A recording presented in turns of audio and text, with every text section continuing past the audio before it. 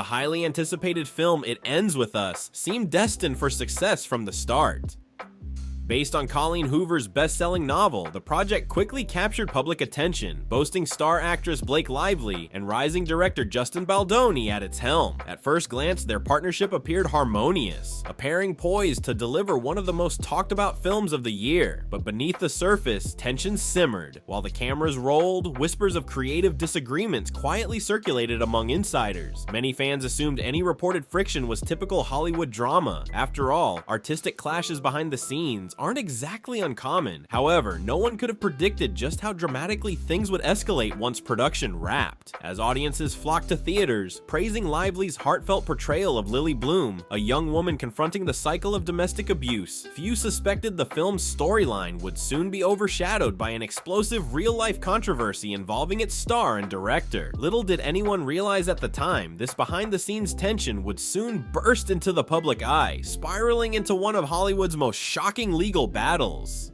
Just months after It Ends With Us hit theaters, audiences who had adored Blake Lively's deeply moving performance were blindsided by stunning allegations. In December 2024, Lively sent shockwaves through Hollywood by publicly filing a lawsuit against director Justin Baldoni. She accused him not only of sexual harassment, but also of orchestrating an aggressive smear campaign aimed at damaging her career and reputation. Fans were immediately polarized. While some rushed to support Lively, commending her bravery and believing her claims without hesitation, others were skeptical, expressing disbelief at such severe allegations against Baldoni, a figure previously celebrated for advocating kindness and vulnerability through his creative projects and personal brand. The lawsuit didn't stop at allegations of harassment. Lively described experiencing profound emotional distress, humiliation, and embarrassment directly linked to Baldoni's alleged behavior, painting a troubling picture of their working relationship behind closed doors. These explosive accusations turned a previously straightforward professional collaboration into a deeply contentious legal battle, quickly capturing intense media coverage. Suddenly, the celebrated film became secondary, eclipsed entirely by escalating courtroom drama, leaving everyone asking what truly happened between Blake Lively and Justin Baldoni. Justin Baldoni, initially silent amidst the storm, quickly shifted gears from defense to offense. By January 2025, Hollywood was hit by another unexpected twist. Baldoni wasn't just fighting back, he was swinging hard with a countersuit against Blake Lively and, astonishingly, her husband Ryan Reynolds. Baldoni accused the celebrity couple of civil extortion, defamation, and invasion of privacy, dramatically amplifying an already volatile dispute. The inclusion of Ryan Reynolds stunned fans. Reynolds, widely beloved for his humor and charm, had seemingly been pulled into the chaos overnight, adding layers of intrigue to the unfolding scandal. Many questioned what role Reynolds could have possibly played to warrant such severe accusations. Baldoni's bold move effectively turned the tables, casting doubt on Lively's narrative and portraying the actress and her husband as masterminds of a calculated effort to undermine him professionally and personally. His legal team aggressively framed their lawsuit not just as self-defense, but as a necessary strike against an orchestrated smear campaign that had allegedly put his entire reputation at stake. Suddenly, what began as Blake Lively's explosive accusations had evolved into a dramatic, high-stakes showdown with major implications, drawing intense media attention and dividing Hollywood into fiercely opposing camps. The legal battle escalated dramatically when Justin Baldoni's legal team requested Blake Lively's private medical records, including highly sensitive therapy notes, as part of their defense strategy. Baldoni's lawyers argued this was necessary to counteract Lively's claims that she had endured severe emotional distress, humiliation, and embarrassment as a result of the alleged harassment. The request triggered immediate backlash, sparking heated debates online about privacy rights, victim protection, and how far defense tactics could ethically stretch in such sensitive cases. Supporters of Lively argued passionately that such invasive measures could re-traumatize victims and discourage others from speaking out. Conversely, Baldoni's defenders maintained the position that if Lively was seeking compensation for emotional distress, detailed records should rightfully be available for scrutiny. The courtroom drama intensified as Lively's team aggressively pushed back, citing the request as excessive and invasive. But rather than comply fully or outright refuse, Lively made a surprising tactical pivot. She moved to withdraw two significant claims from her lawsuit, those of intentional and negligent infliction of emotional distress.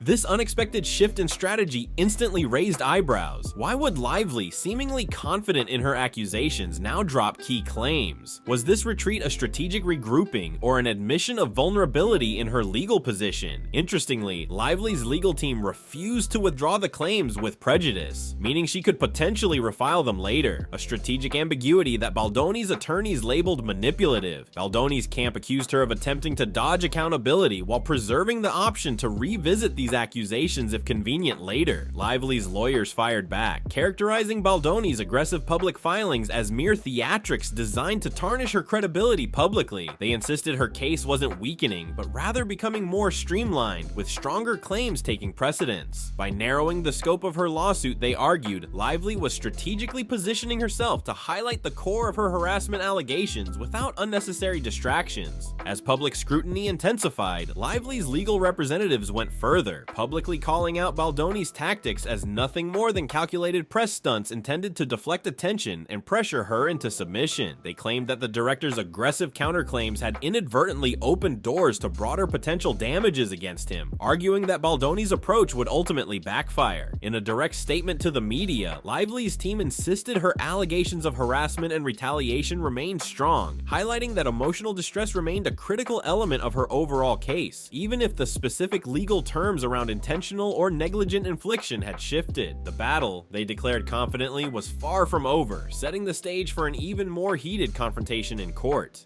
The saga took yet another bizarre turn when pop icon Taylor Swift was unexpectedly drawn into the controversy. Swift was summoned to court over claims that she had allegedly influenced script rewrites on It Ends With Us, rewrites that supposedly triggered the fallout between Lively and Baldoni. Fans and media exploded in speculation. Swift's immense star power alone guaranteed heightened public scrutiny. Swift's legal team swiftly intervened, condemning the subpoena as an absurd fishing expedition completely unrelated to the actual case. Swift herself quickly issued a clear denial, stating she never participated in casting decisions, script edits, or production feedback on the film. Within weeks, Swift's subpoena was dismissed entirely, but not before fueling rampant gossip, confusion, and conspiracy theories online, intensifying the spectacle surrounding an already chaotic legal battle. Lively's decision to drop specific claims of emotional distress wasn't merely procedural, it dramatically reshaped the battle's landscape. If the court dismissed these claims outright, Lively might lose leverage and credibility. Yet, if she was compelled to hand over private medical records, the public optics could turn sharply against Baldoni, portraying him as overly aggressive or insensitive. Legal experts speculated that this strategic withdrawal could significantly influence jury perception. By controlling her narrative carefully, Lively sought to preserve her dignity and reinforce her primary accusations of sexual harassment without giving Baldoni's team more ammunition. Conversely, Baldoni's aggressive demand for detailed mental health records risked public backlash, potentially shifting sympathy back toward Lively. This complex chess game demonstrated the careful balancing act lawyers on both sides had to manage, navigating public perception, jury sympathy, and potential settlement negotiations. Each move from either side held the potential to dramatically alter public opinion and the case's outcome, ensuring continued high-stakes drama that gripped observers intensely.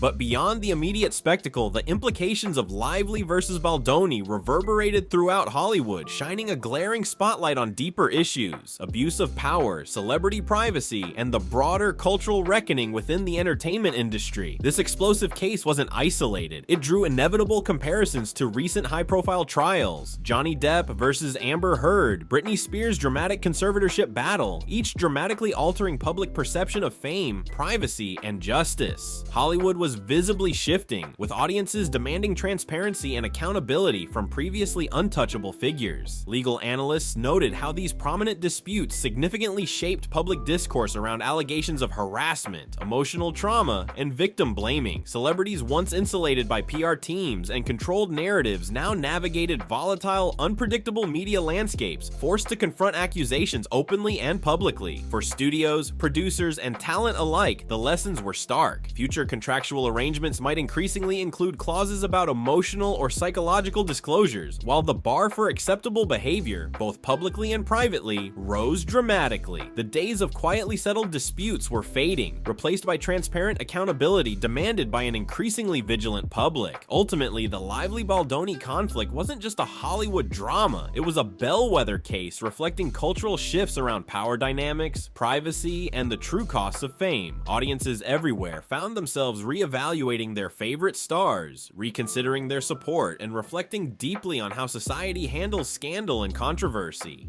Blake Lively and Justin Baldoni's explosive conflict continues to shock Hollywood, its implications extending far beyond their personal feud. As their fierce courtroom drama unfolds, it leaves critical, unanswered questions echoing through the entertainment industry. Could this case signal a permanent shift in how scandals, privacy, and accountability are handled in Hollywood? The answers might just change the face of fame forever.